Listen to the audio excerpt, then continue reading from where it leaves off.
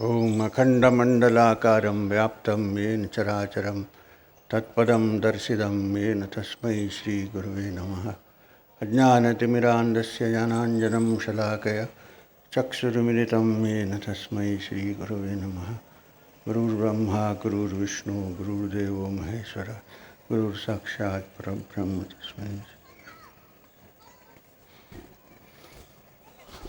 Just came today. So,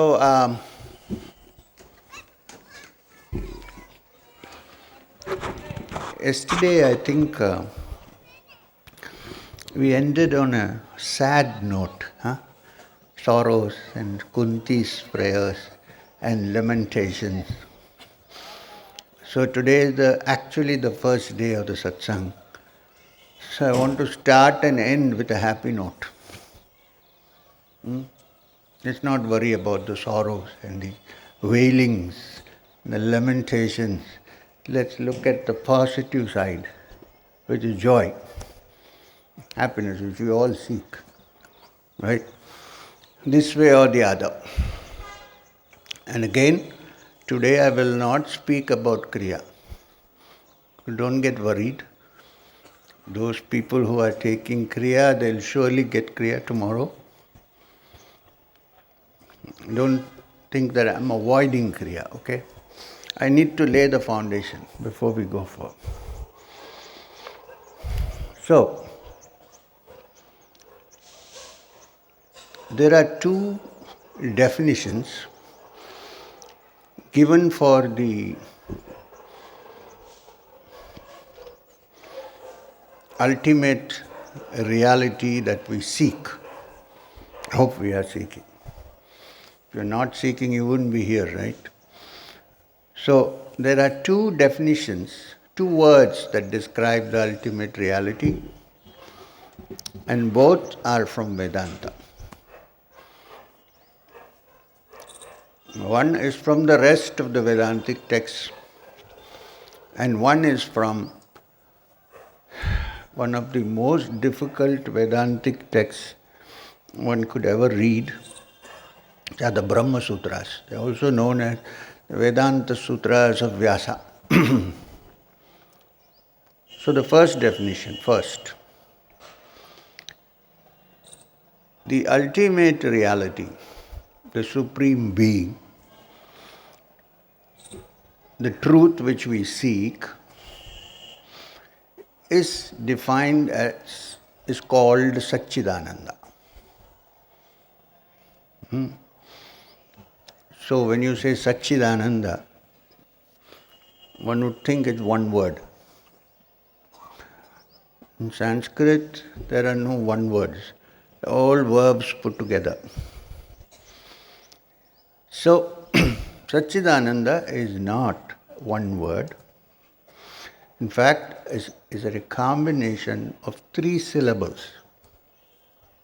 I'm sorry, आज भी मैं अंग्रेजी में नहीं बोल रहा हूँ, हिंदी में नहीं बोल रहा हूँ. ऐसा लग रहा है कि सूक्ष्म शरीर से बोल रहा हूँ, आत्मा से नहीं आ रही है आवाज़. चलो कोई बात नहीं. दूसरे लोग हैं जो सुनना चाहते हैं, जिनको हिंदी नहीं आता है, तो क्या करेंगे? इतनी दूर से आए हैं कहीं लोग. तो I hope you don't mind, अंग्रेजी में ही बोलते हैं. Any objection? हाँ, ठीक है. I am apologising for speaking only in English. Yeah, because there are people who don't know Hindi, so what should we do? So anyway, and I don't know French, right? So the word we discussed just now is Satchidananda. Now Satchidananda has three syllables. What is the first syllable? Sat. What is the next syllable? Chit. And the third? Ha. So today we will start with Ananda. What is Ananda? Happiness. Forget about the sorrows. Happiness, bliss, all this. Okay. We'll come to that. But let's go in this order, Sat, Chit and Ananda. So Sat, many of you who speak any Indian language know what Sat means, the truth, the reality. Sat. It's also a short form of Satya, the truth. According to the ancient teachers in India, Sat or the reality cannot be something which is here today and gone tomorrow. Then it cannot be the reality, the Sat. If it is Sat, and if it is the ultimate Paramasatya, then it has to be something which is here, there and everywhere, is here today and also there tomorrow and was there before. Now we don't see many things like that in this world. Something is here today, yeah. So you say, this is the truth, Satya, temporary, because tomorrow is not there. I may put up a huge monumental structure which may remain for some more years till an earthquake or finally pralaya comes. Also will go sometime. But I who built it might have gone long ago. You see all the monuments in Delhi, everybody goes. Now repair works are going on, decorated. The guy who built it is gone. He is no more. So, Sat has to be something that is there forever. Not something which is here and gone tomorrow. Today M is sitting here. Right? How many more years do you think this fellow is going to sit here? No, after some years is gone. This is the way of the world. This is reality. I am here today and I am gone tomorrow. So many people have spoken before me about immortality. Where are they now? At least physically. So, therefore they say, I believe, that the truth or Satya or Sat, the reality, is something which is permanent, always there, and not which is there today and gone tomorrow. Or which is here today but was not there before. Sat. So, the search is for that reality which is always in existence, no matter what happens to the external forms which come and go. The core is that reality, Sat.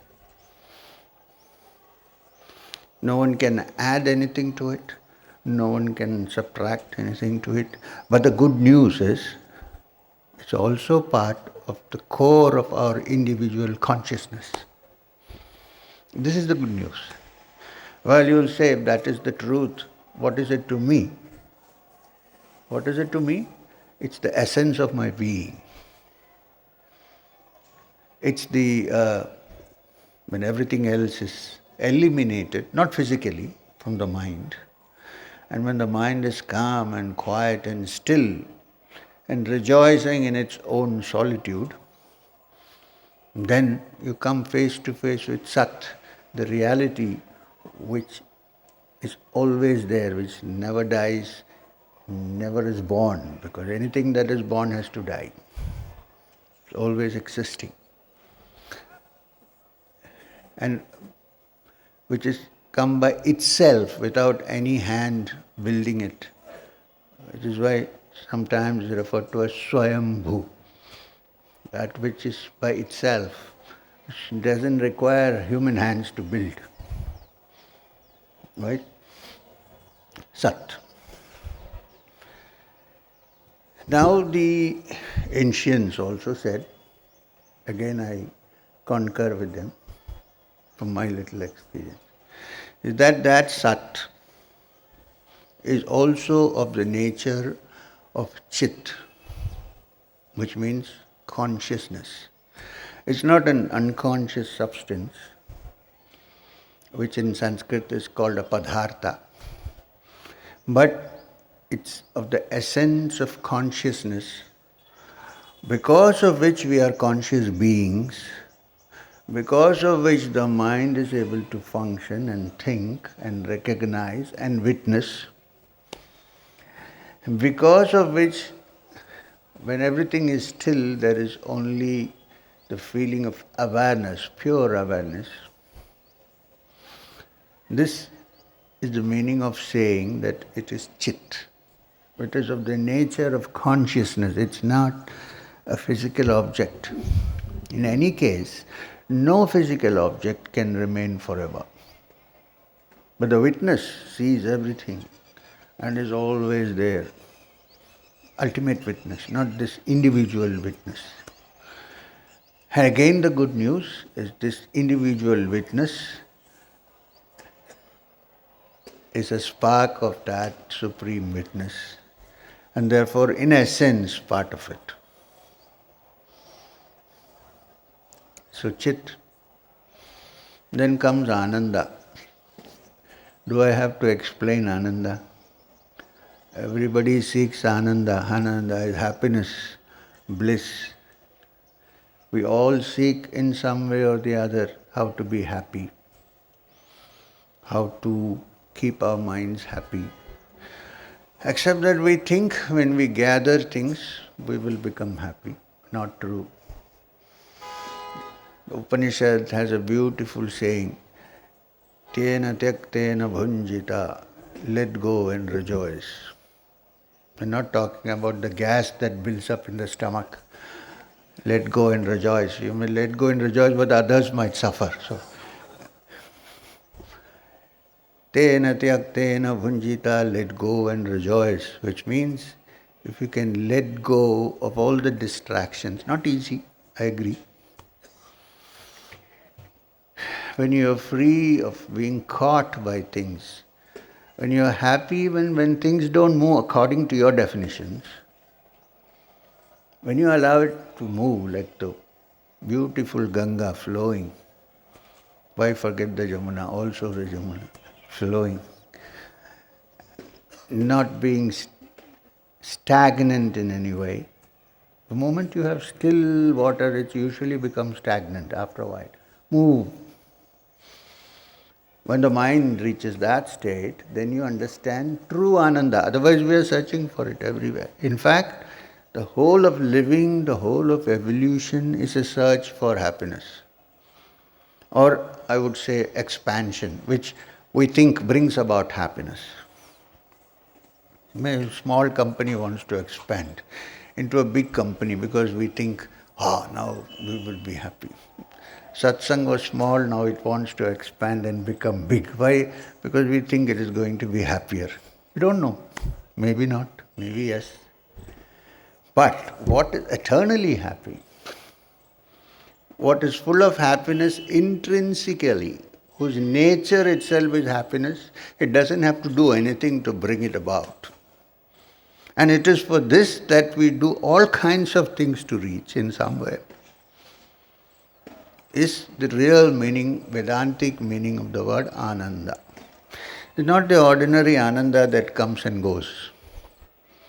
If I eat poha and thari, I get some kind of Ananda. Okay. The best I had eaten is in Nagpur. But it goes off after a while, right? Either the cook has failed to turn up, or I move off to Kerala and I get only avial. What I'm trying, I hope you understand what I'm trying to, that these are short-lived happinesses that come and go. You eat some ice cream, you're happy, of course. For how long? Short while. We are talking about something which, no matter what our external circumstances are, remains by itself with no attachments to anything else, no connection, happy, tranquil, peaceful. Again, the good news is, this is what we are made of. Our essence is that. Not knowing that, we go around looking for it in different ways. It's a good thing to look and get tired and leave it by yourself, rather than somebody saying, you say, no, maybe he has not experimented this and therefore he thinks, no, try. Full freedom to try and be happy. If it still doesn't work, then turn inward and look. You'll find that what you are searching for is right there inside you.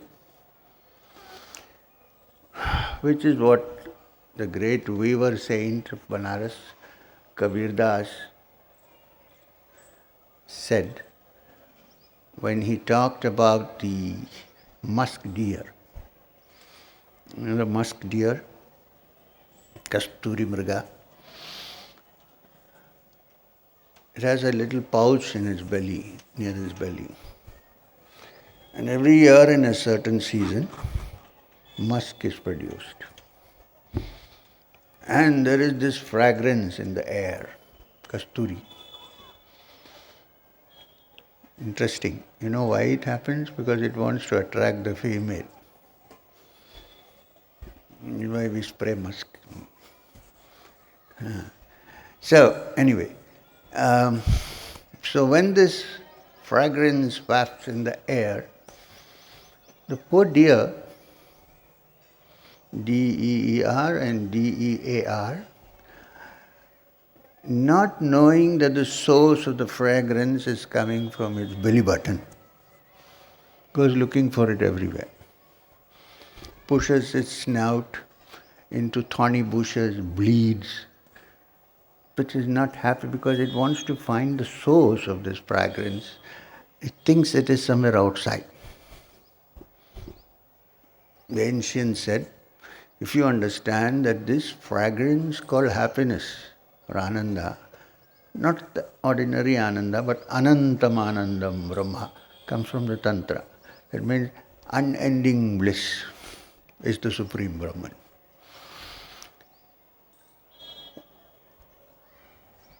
We do the same thing, we look for it everywhere.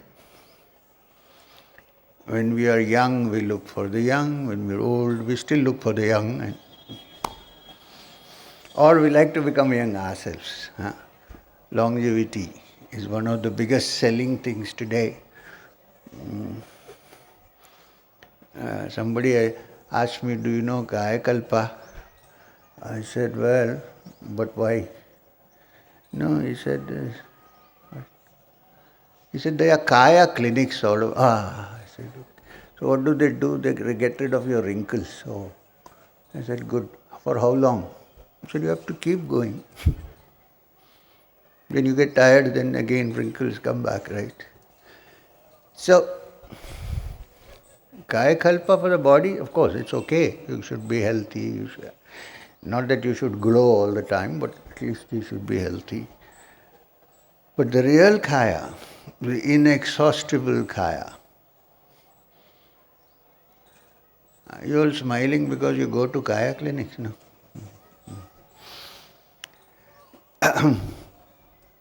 So, is to find the essence of this fragrance which is coming, in our case, not from the belly button, but from the hridaya, from the core of our consciousness, from our heart.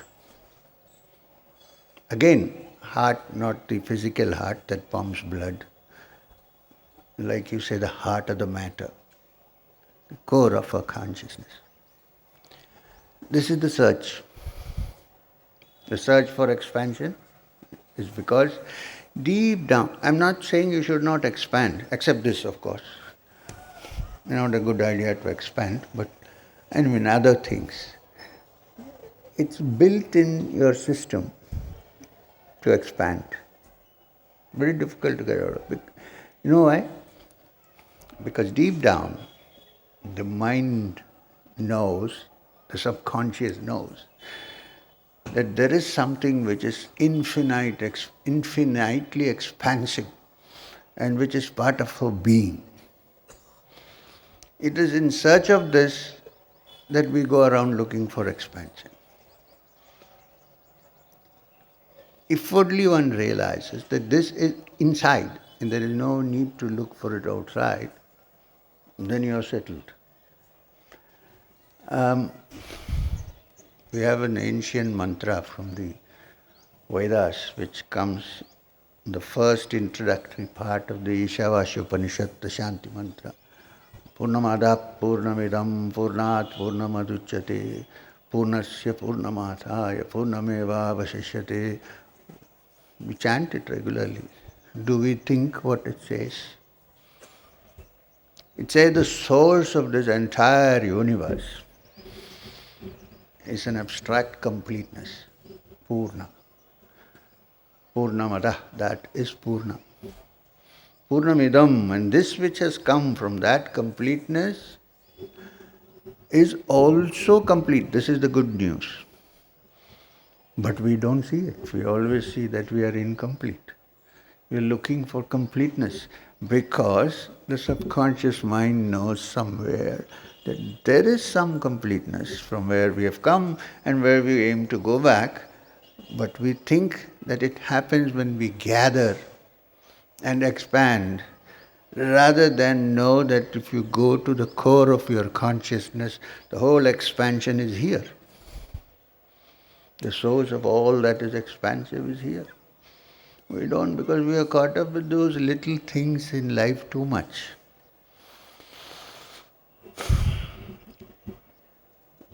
Are you worried about your neighbor's son or daughter? No, I'm worried only about my son and daughter. Right? So I'm still there in this little cycle. That's why I know people who are so good. Sometimes they don't even believe in philosophy or God or Atma, but somehow built into the system, we don't know why or how, there is this feeling of loving others, helping others, trying to do good to others. They are the guys who are growing. If you meditate for 15 years and you can only think about your little things, then you're no different from the monkey which also carries his little baby and runs around. It won't even let it go from the tummy. You've seen that? How monkeys rush with their kids. But if I say I have the same feeling for my neighbor's child, of course I'm not saying that the neighbor's child is yours, that's a dangerous statement, but you know that you're expanding, you're moving somewhere.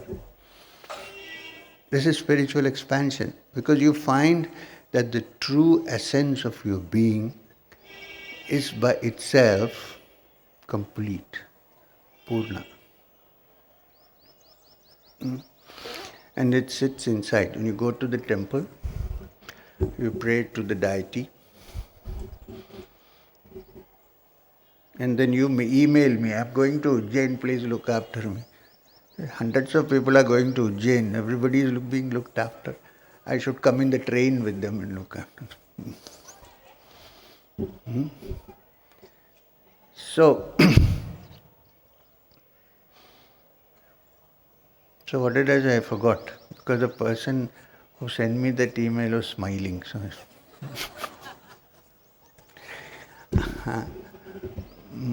what did I say? Say that? No. Wait. Yeah. What I meant was that there are people who may not be overtly religious, but if their hearts are expanding and compassionate, they are still moving toward this. This is what I meant. So, to seek this essence of our being is the whole movement of spiritual exploration. You don't need to change your robes, you don't need to change your hairstyles, you don't need to change the color of your dress, no. You have to change the color of your mind. Clean it up. Then you're on your way. So how is Kriya connected to? We'll get to that slowly. Every now and then I mention Kriya. It's like writing a fiction novel, Like the next page you'll get what's come. So, okay. So this is one definition from Vedanta, Satchidananda. So I have tried to explain to you, tried. The other, which comes from the Brahma Sutra, is similar, but looks at it in a little different context. Because according to Vedavyasa, the ultimate truth or the supreme reality is Asthi-Bhati-Priya. In the Brahma Sutras, it's not explained as Satchidananda, but as Asthi-Bhati-Priya, which means Asti, which means that which is, as opposed to that which is here today and gone tomorrow. That which is, the being, not the shape or the form or the structure which it has, but being itself being. Simply being. Not becoming. It's very interesting that Plato said something very interesting. He said, there are two things in the universe. Vedantins will not agree, Advaita Vedantins, only one. But anyway, there are two things in the universe, said Plato. One. Actually it is one, but it looks like two. He said, he didn't say that, I'm saying. He said, there are two things in this universe. One is, capital I, and is never becoming. Becoming. And the other is not, but is ever becoming. Actually, we are in this world of is not, but is ever becoming. When that ever becoming ceases, there is only the is. I, yes, is. So, this is the meaning of the word asti, that which is. And bhati, it is self-effulgent and conscious. It needs no external light. It is the light of all lights. It is the inner jyothi, the light that shines. It is that which the Vedic prayer means by tamasoma, jyotirgamaya, take me from darkness into light. This is bhati, ultimate reality. And priya. Priya, should I explain in ordinary terms? So even a song, oh Priya. So, Priya means love, that which is dear to us, dearness, minus the allowance, dearness. So, Asthi-Bhati-Priya, the ultimate reality is not becoming, it is conscious, it is self-effulgent, tejasa, and it is priya, it is dear to all of us. In the Upanishad, Yajnavalkya says, repeats it over and over again. You love your son not because of your son, but because you have of yourself, which is dear to you. This dearness or love is there from the smallest, this attraction called priya, from the ordinary single cellular being to this complex entity we have called the human being, from the lowest consciousness to the highest. It's a manifestation of priya.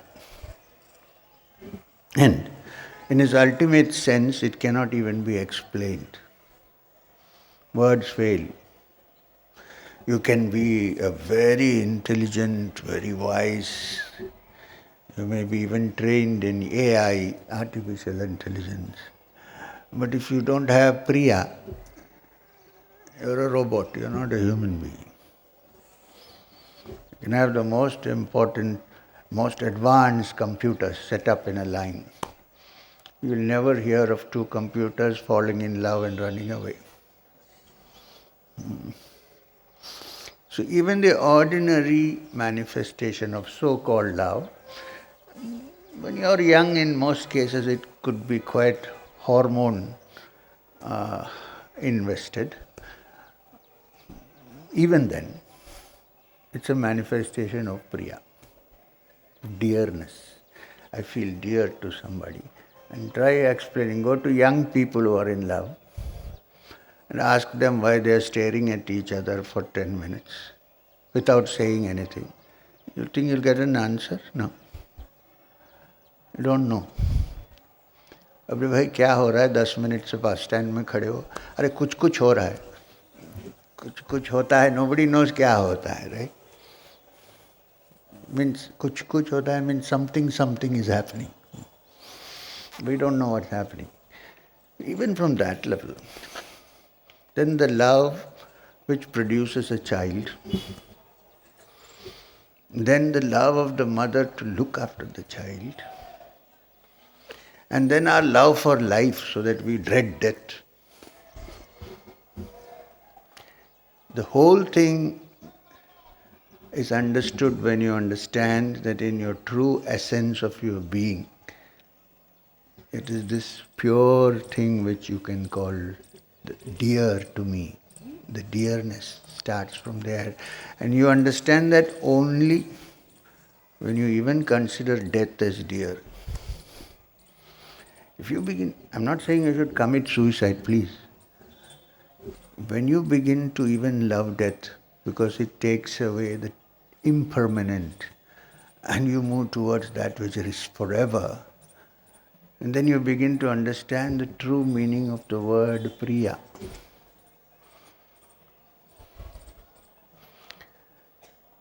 So, when one has lived in this world and seen that there doesn't seem to be complete love anywhere, right? It's there, gone tomorrow, depends on various factors. Although as long as it lasts, it is good. It's better than hate, 100%. When you realize that, then you begin to wonder, is there something which is eternally existing, which is love by itself, which by its very nature is bliss and happiness? And then when you inquire into this, when you explore into this, you come across the ancient saying, yes, my dear, it's inside you. It is because of this that you love somebody else also. It is this essence and energy of your being that is truly blissful and which manifests itself through the sense organs. When you enjoy anything through your sense organs, is the enjoyment in the object that you enjoy or is it in yourself? Myself. So, it's basically you are exploring and discovering a small part of the infinite happiness in us through the senses. I'm not saying you should, please understand, I'm not saying that you should not indulge in your senses. Enjoy your breakfast. If you eat your food without enjoying, definitely it will lead you to indigestion because the digestive juices won't come up. When you eat well, enjoy. But understand that it is temporary, it may be taken away from us any time. Can we look for food which is always tasty? And that food says, say the ancients, is your true essence of your own being. It's not different from it. So turn within. So this way of turning within in Vedanta is called the Nivritti marga, which is diametrically opposite the Pravritti marga, which is movement outside. Moving from inside to outside is what the world is generally. If you can, at least for short periods of time, try to turn that back and say, let me move from outside to the inside and see what is in store. You'll find a treasure trove. And this treasure trove does not discriminate according to sex, gender, according to race, none of these things. So it's our common property. It's our common heritage to turn into. Yeah, so this is just an introduction. Why I said this is where we should be going. Whether you do Kriya or you don't do Kriya. I have to tell you this, it's not as if you will reach the truth, the Sat, if you do Kriya. Some have found even without doing anything called Kriya. So if you have taken Kriya, although you have practiced only on the day that you took it, don't be too proud that, I am different from others because there may be somebody who knows nothing about Kriya, but whose heart is full, who might have learned how to go within and look, who might have surrendered all his thoughts, his entire mind to the Supreme Deity. With form or without form, it doesn't matter.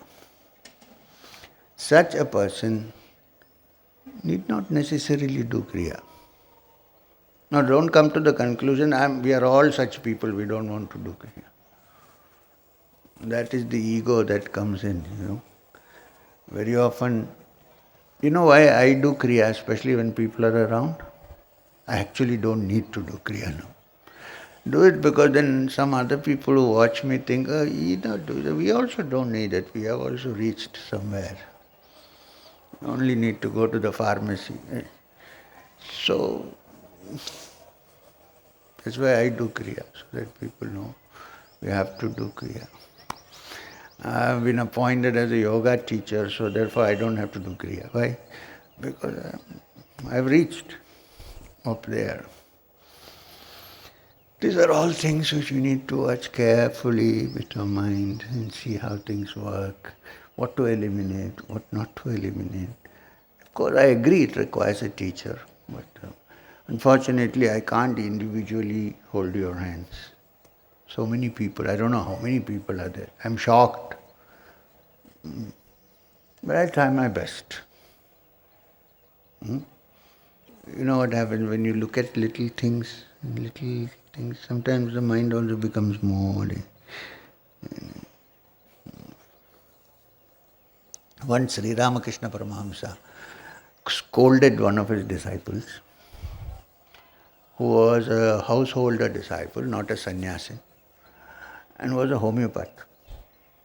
So Ramakrishna one day told him, your mind has become so small, all the time you're looking at these little tablets, your mind has become so small, get out of it. So he went the next day and threw his box into the Ganges. I'm free. He came back in the evening, I'm free. So what did I say before homeopathy? Inner bliss. No. Inner being? Inner bee. Okay. There's a bee, this honey bee, which calls itself blissfully bee. Anyway, so the other way of looking at this. So, saying enough. If the essence of our being is in us, which is what we are seeking and which is by itself absolute bliss and happiness, which is not a material object but that which transcends all matter, if so, do we have any proof apart from theoretical that there is something existing in us which does not change but which is a witness to all change? Okay. Now, you all know Om, right? Om. So you also know that Om is made up of 3 syllables. What are the 3 syllables? Umma, what? A, U and Ma. Om.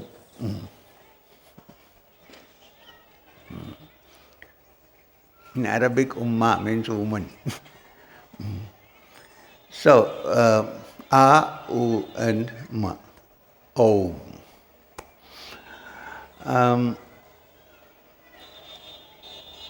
We are usually taught that A represents creation. Brahma, U, Vishnu, preserver, and and Ma. Because when you say Om, you need to repeat Om. Any other sound, you need to open your mouth again. It's finished. Om. So end means human being, animals, individuals, this world, everything is created, we can say originates, then is preserved, and then gets destroyed.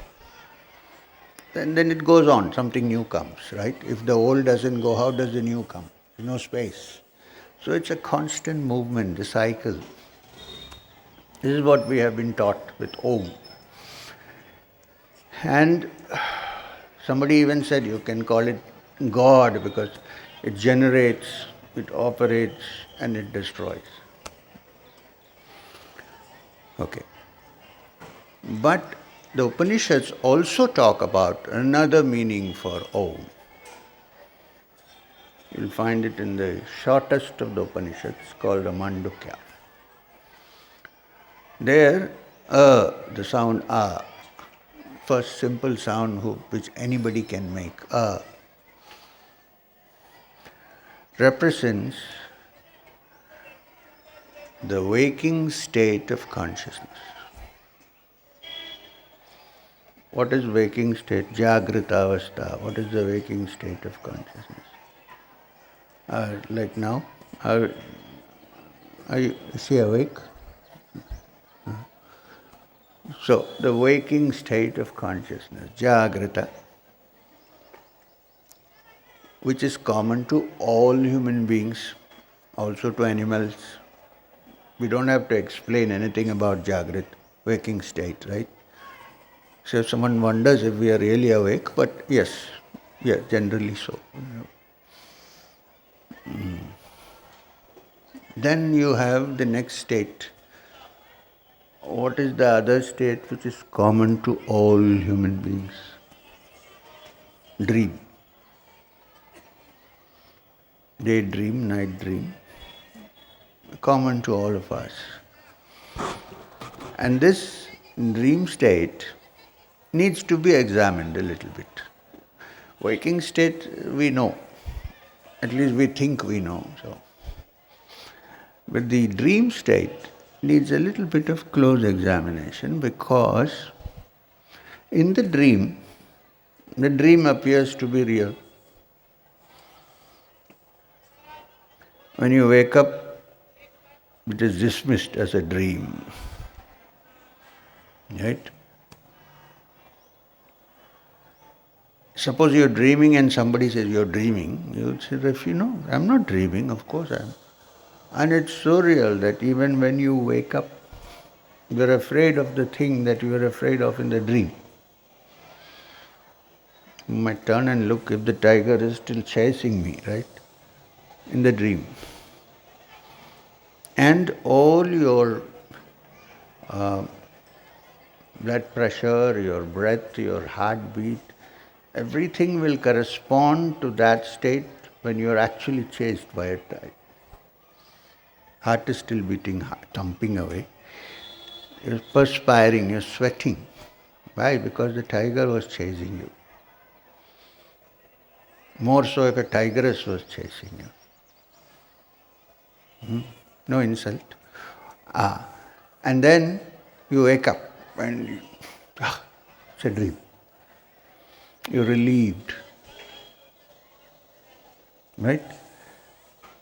Now at that point when you're dreaming, if somebody has said you're dreaming, no, it cannot be so real. What if now that we think is a waking state is like a dream state?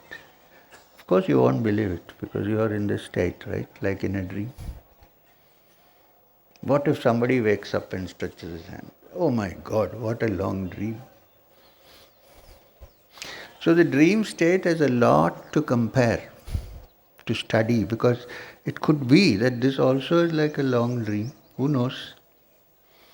Of course you won't believe it because you are still in the dream, like the dream. Right? But what you notice is while you are awake and while you are dreaming, both, there is still somebody experiencing and watching it, right? There is a witness. The witness is the same. States are different. Waking state, dream state, but the witness is the same. The witness is watching it. At some point, rare moments, it says, I am neither the dream nor the waking state. I am the witness. If this happens, you are free. No need of Kriya, nothing is required. Now, okay, so dream. Then there is this state which is again common to all of us. It can happen here while you are having satsang also. Deep sleep. Right? Sometimes people chant Om. I'm wondering if they're chanting Om or snoring away. So, it's also a good sign, which means the body is relaxed, the mind is relaxed. So if it cannot go to a spiritual state, it will go into sleep. Okay, good. Anyway, so there is this state called Sushupti, which is deep sleep, no dreams, nothing. Actually, you're not even aware that you are sleeping. If it's deep sleep and if you are aware you are sleeping, it cannot be deep sleep. And it's a great equalizer. Everybody sleeps. The boss sleeps, the worker sleeps, the husband sleeps, the wife sleeps, the baby sleeps, everybody sleeps. In sleep we are all equal. Look, when the Prime Minister sleeps, he doesn't know he's the Prime Minister. He is also like us. He is also sleeping. So, it's a common factor to all human beings. Now this Sushupti or deep sleep is very interesting. There is no cognition outside of the outer world. There is no cognition of the inner world. If there was, then you would be in the dream state. But there is some being there who is experiencing it and who, when you wake up, says, oh, I had a beautiful sleep. While in sleep, you cannot say that. How? You are not aware. When you wake up, very often we say, that was a blissful sleep. So, I was experiencing that bliss. I was not aware of it at that point, but when I woke up, I remember it somewhere. Which means the witness is there too. Now imagine a state where in the deep sleep, the blissful sleep, where all are equal, I suddenly become aware of it. Impossible almost. Almost. If this happens, now this can happen only in a mind that is free of all opposites, which considers pleasure and pain as the same, which is so balanced that it doesn't get so-called depressed, which doesn't depend on its happiness on any external object and therefore doesn't have inordinate desire for anything. If there is such a mind, which comes only through the practice of sadhana, through the practice of Kriya is one of the sadhanas, of course. Such a mind, when it goes to deep sleep, is not in deep sleep. It's in what the Upanishad calls Turiya. It means all parameters of deep sleep are there. but the witness is awake, enjoying it. You can't think of it. You cannot even logically think of such a state. What they say, and we concur that there is such a thing. Even the Upanishad sages are very careful. When they say something like they say, iti shushruма purvesham, so said the ancients. So I am also saying, so said the ancients. I am also adding, yes, I concur with this, that there is a witness which is free of everything. Now, it's not just me, also you. Not as if it's confined to only me. You have the same essence, the same witness inside you. This is called the Atman. This witness is common. It goes through all the states, but is not involved. It enjoys what is good. It suffers sometimes in a dream, but it knows, I am only the witness, I am not part of it. When this stage is reached, then one has reached Asthi-Bhati-Priya. Then that state is the first syllable, Asti. It is, not becoming anything. And again I repeat, good news, you are all part of it. It's not as if only I am. I'm breaking my head to say, so one of you to say, yes, I am also part. Nobody says. They say, you may be part of it, but I still have to get promotions in the transport department. So,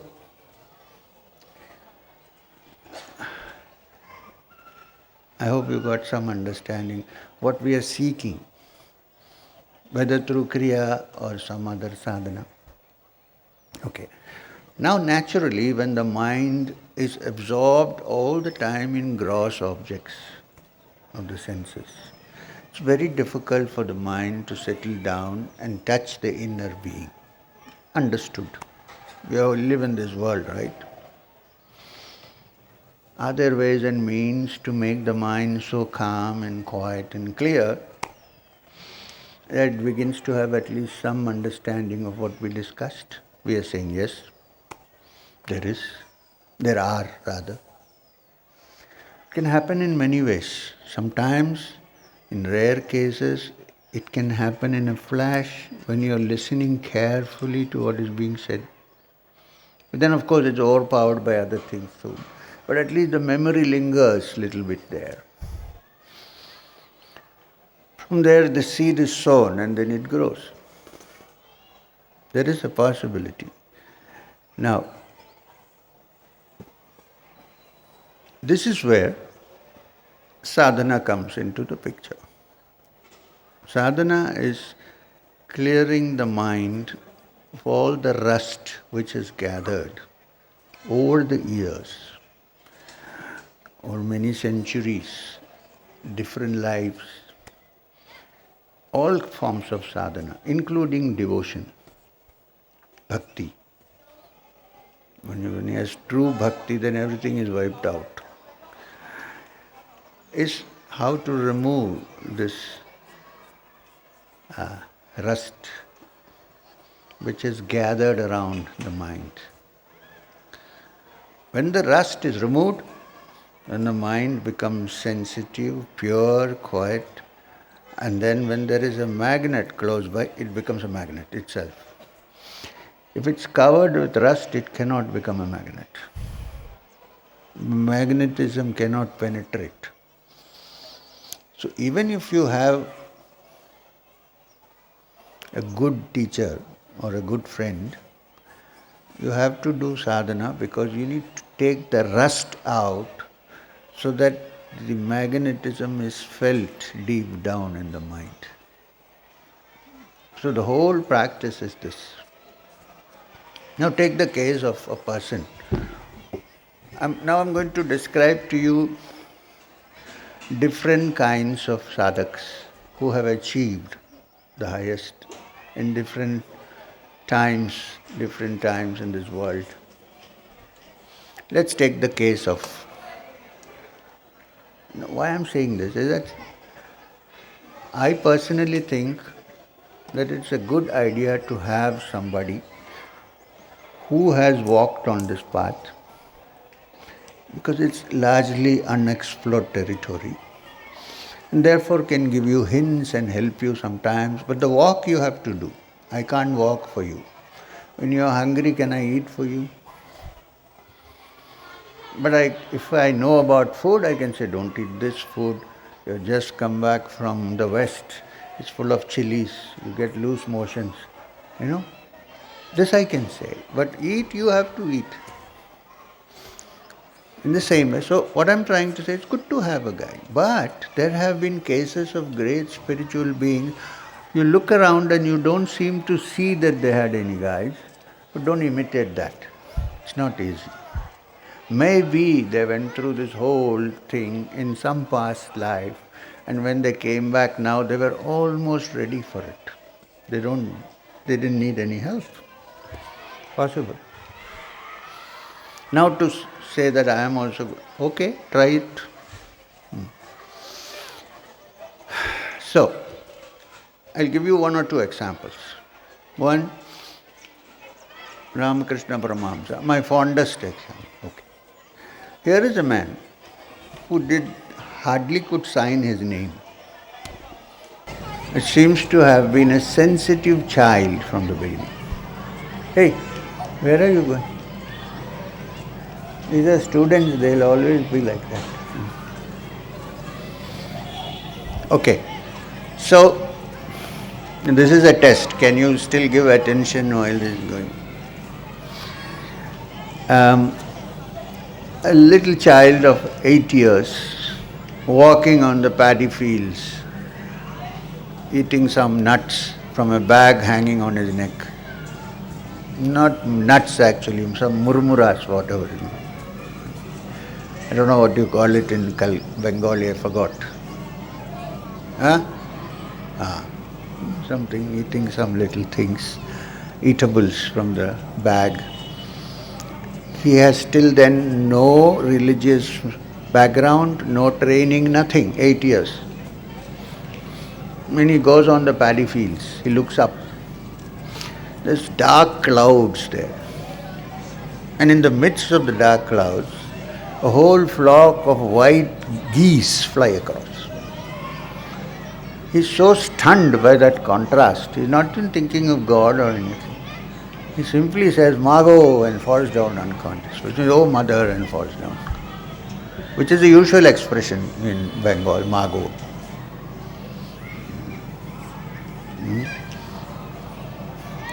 Bengali is a different language, so if you say, oh mother, the O comes at the end. It becomes Ma first and then Go. Anyway, so he falls down and he's in a trance. He's taken home, they put water on his face, he wakes up. What happened? He said, oh, that was a blissful feeling. Such a person may not need a teacher, he's already like that, right? And then look at his life, he's still curious. Whichever teacher, he doesn't go in search of anybody. Whichever spiritual teacher comes to Dakshineshwar, looks at him and says, do you want to learn this from me? It was the innocent man, shining face. He said, yeah, I will ask my mother. They think that his mother is still staying there. Actually, he's talking about the mother Kali. And she says, yeah. So he learns from Bhairavi Brahmani. He learns Vedanta from Totapuri. He learned so many things. Now, where did it start? With the white geese flying across dark clouds. That means a sensitive child from the beginning. And in his way of looking at this exploration into the truth, it was in the beginning, he started with pure devotion. When you say pure devotion, yesterday we discussed that. He had no intention other than finding his deity face to face. He had no other intention. He didn't care if people made fun of him and called him a madman or a stupid fellow. He didn't care. What happened in that? He was so absorbed in his search for the divine All other things became subsidiary. And his mind became crystal clear. And in that surrender to this divine, when the mind was crystal clear, it happened.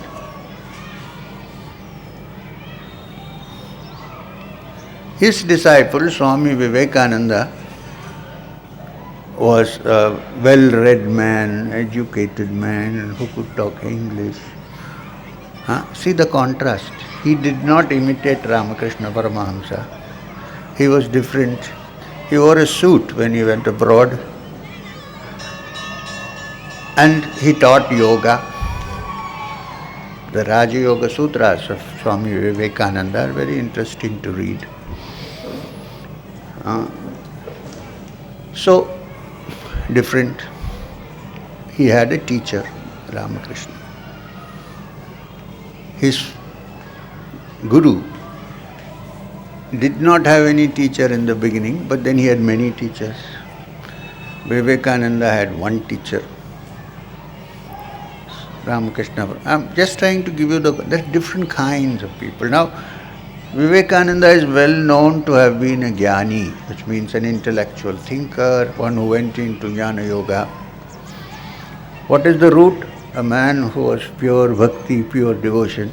In fact, Ramakrishna once, tongue-in-cheek, said to Vivekananda, "You think that you are a jnani and I am a bhakta? It's actually the reverse. You are the bhakta and I am the jnani." So, anyway, since we are on the subject, even after meeting a great being like Ramakrishna Paramahamsa, at one point in his life, after Ramakrishna passed away, Swamiji was having doubts. Many people don't know this chapter. In fact, so much so, he was so shaken by various circumstances, he was wondering if he could have another guru. Can you imagine? So in Ghazipur, there was a yogi called Pavahari Baba. Ramakrishna had passed away. Swamiji was wandering. Nobody gave him food to eat. He was wandering door to door till he became famous in the West. If you are recognized there, then you are recognized here. So, at one point, Swamiji went to visit Ghazipur and met Pavahari Baba. He went many times. He was very impressed by this man. Pavahari Baba was famous for one incident which very important was, he had nothing. He lived in an underground cave, dug up, and you have to go down inside and there's a cave there in Ghazipur, still there. And he hardly ate food, once in a while, maybe. So people called him Pavahari, which means one who eats air, Pav.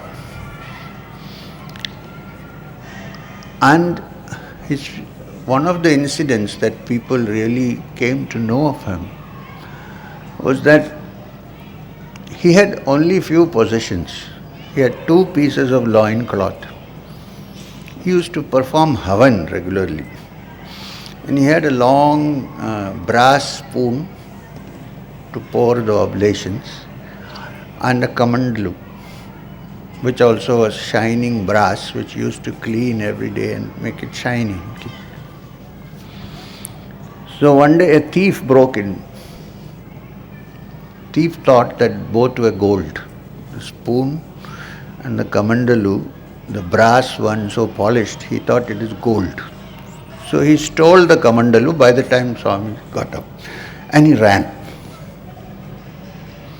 He turned and looked and he found this yogi was running behind him. And he was a tall man, this Pavahari Baba, very thin and tall. One step of his is enough for the thief's 4 steps. So he says, he's going to overtake me fast. He was turning fast and he was scared because in his hand there was that big brass spoon which he was swinging. He thought, I'm dead now. So he stopped, he surrendered to him, fell at his feet, left the kamandalu there and said, please forgive me, don't hurt me, don't. Baba said, "Who came to hurt you? I came to give you the spoon." He said, "You took the kamandalu, you took so much trouble, you shouldn't take so much trouble next time. So you take the spoon. I was not going to beat you up."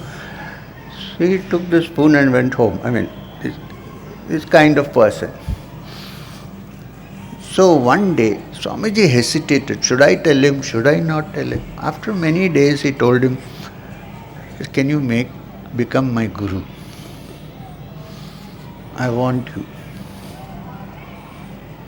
And Hari Baba knew pretty well that he was a disciple of Ramakrishna Paramahamsa. He said, "Okay, think about, come with me." He took him to the cave, which he rarely took anybody, and where he lived. And there on the mantelpiece, he saw a picture of Sri Ramakrishna in ecstasy with his hands like this singing. And he said, "This is my God." So Swamiji understood. He said, "I committed a mistake."